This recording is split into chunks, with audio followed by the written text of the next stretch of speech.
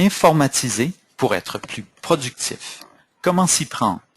Je suis Yves Martin, ingénieur MBA, conseiller senior chez Expert Conseil PME et spécialiste en productivité.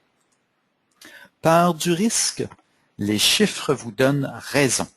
Seulement 23% des systèmes informatiques comblent les besoins de l'entreprise et de plus 73% des projets en technologie de l'information se terminent par un dépassement des coûts et des délais.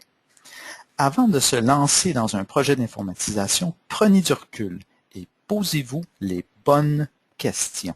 1. Qu'est-ce que mon entreprise y gagnera? 2. Le projet n'est-il pas trop risqué? 3. Ai-je bien équilibré les 3 éléments de ma pyramide, c'est-à-dire la qualité, le coût et le délai? Bref, informatiser ces processus n'est pas seulement une question d'outils, comme le titrait la presse de Montréal il y a quelque temps. Surtout, les processus d'affaires sont nombreux. Vous en voyez ici quelques-uns. Au niveau financier, compte à recevoir, compte à payer, au niveau des opérations, inventaire, achat, gestion de la production, au niveau du service à la clientèle, facturation, CRM, etc. Bonne nouvelle. Les risques associés au choix et au déploiement d'une solution informatique sont gérables.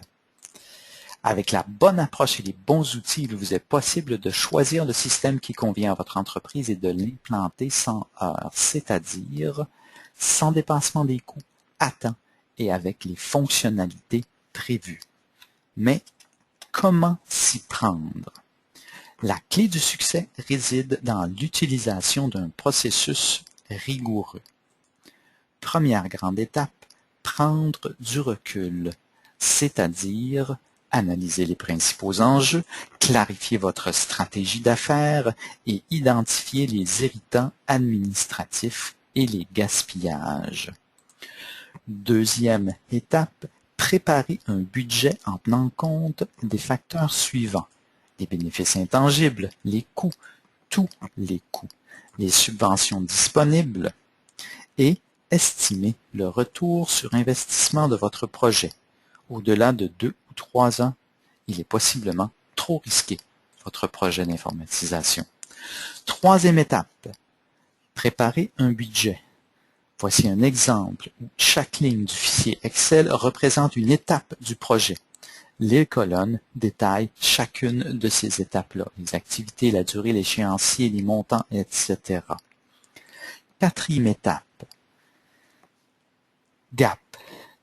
GAP est l'acronyme de groupe d'analyse des processus. Alors un GAP, c'est un groupe de travail formé des super utilisateurs et des experts du fournisseur de services qui, 1. Analysent les besoins en services informatiques de l'entreprise et 2. Établissent un plan de déploiement. En identifiant 2 à 3 objectifs d'affaires majeurs reliés à l'informatisation et en organisant 3 à 5 rencontres par semaine. Quatrième étape, le déploiement.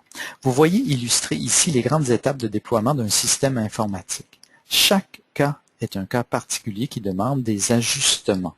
On commence avec les objectifs, ensuite le GAP qui débouche sur un cahier de charges, les adaptations, l'installation, la migration des données et des tests, la formation initiale et après activation et les objectifs d'affaires. Voici l'exemple d'un projet. L'utilisation d'un processus rigoureux a assuré le succès de ce projet. Il s'agit d'une PME manufacturière qui avait pour objectif d'éliminer des inefficacités dans la gestion de ses inventaires et dans sa mise en production. Première étape, solide, le GAP, donc analyser le processus et l'améliorer. Il est important de bien définir le nouveau système en cartographiant le processus. Deuxième étape, formaliser tout ça avec un cahier de charges. Préparer un cahier de charges, c'est-à-dire un document qui va servir de guide aux fournisseurs de services informatiques, est très important. Ne pas encadrer le fournisseur serait risqué, très risqué. Finalement, l'analyse et le cahier de charge englobent également les aspects technologiques. Ici, il s'agit de traduire les besoins du client en spécifications technologiques. Par exemple, de déterminer le type de code à bord requis en fonction de l'information à coder et de l'environnement où les équipements code à bord seront utilisés. Vous regardiez Informatiser pour être plus productif, comment s'y prendre?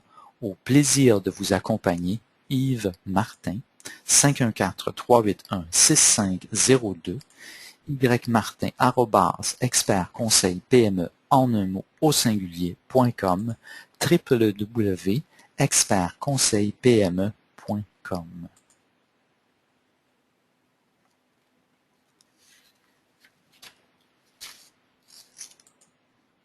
Au plaisir.